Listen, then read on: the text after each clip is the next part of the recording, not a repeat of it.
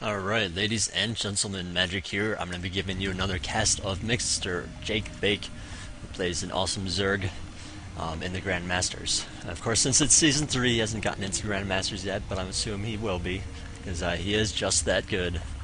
So today we have Mr. Jake Bake spawning at the bottom right as our red Zerg player, and his opponent, Mr. EGDeMusliM. I keep slurring my words today. Apologize for that. But he spawned at the top left here as our blue Terran. And, well, looks like they're cross positions. Now, of course, since it is Shakur's Plateau, your opponent cannot spawn vertically from you. Blue cannot, or the Muslim, I should say, is not going to be at the top here, and Jake Bake is not going to be at the bottom here, because you got to be on the other side of the map. And, well, it is kind of a far position, you know.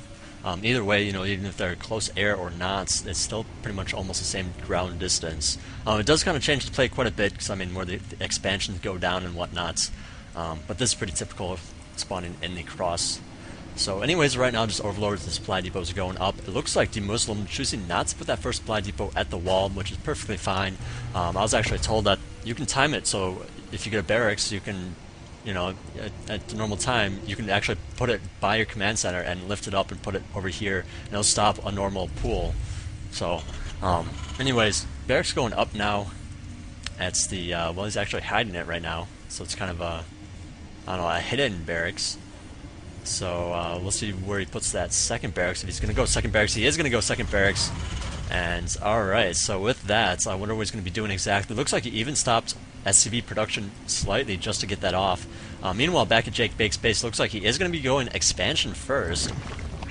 On 13, by the way. 13, that's actually exactly when I get mine if, well, I guess it depends on the positioning and whatnot. But, I guess 13's alright. You get it on 13, and then you get your spawning pool on, like, say, 15. And you can actually get 2 queens out right when both of them finish, because they'll finish at the exact same time. Looks like he almost took that gas, but it looks like he is going to be putting down that pool right on, it looks like 16, maybe 15, just getting out that drone right afterwards. And, well, there's that scout drone heading out, going to be seeing what's going on. And now the barracks are being lifted and landed on the bottom end of this, which is still kind of near his base, but it saves a little bit of time.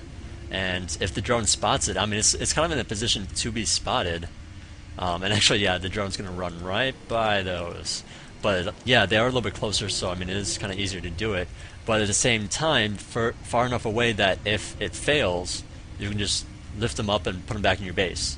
And they don't have to fly really far. Because, I mean, that's kind of the big issue with a proxy barracks. It has to fly really far just to get back to base, and they don't fly all that fast.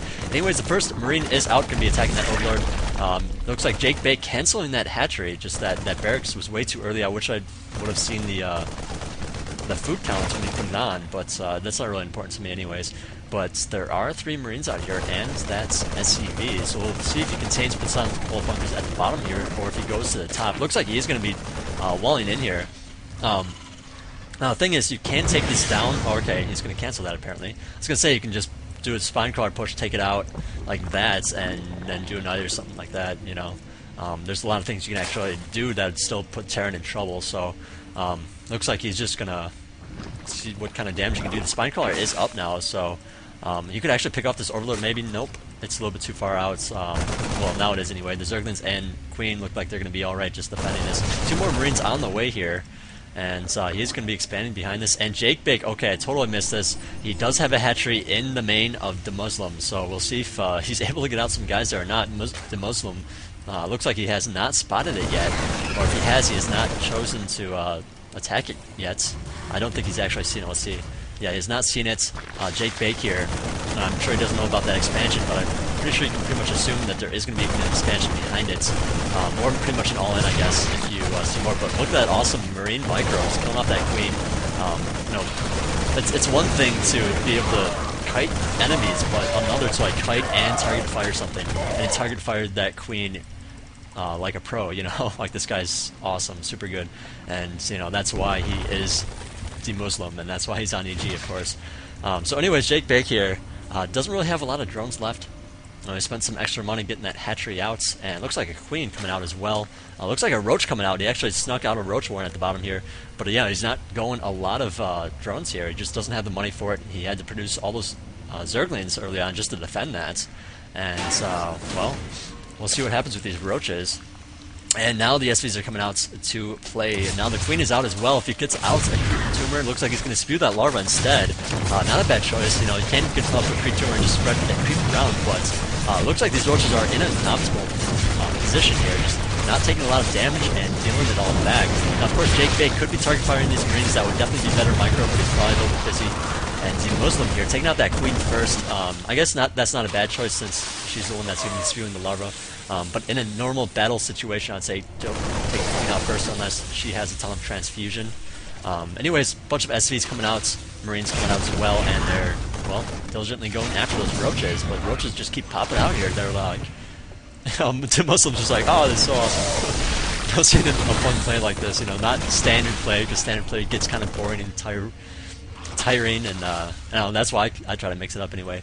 But these 5 Marines are going to be in a bit of trouble, because there are 5 roaches out, and of course one, or actually 2 of them are really damaged. Actually, there's 6th one out, and these Marines, you know, you really need a bunch of Marines. Marines are much less in cost and are not quite so good against a roach, you know, in equal numbers.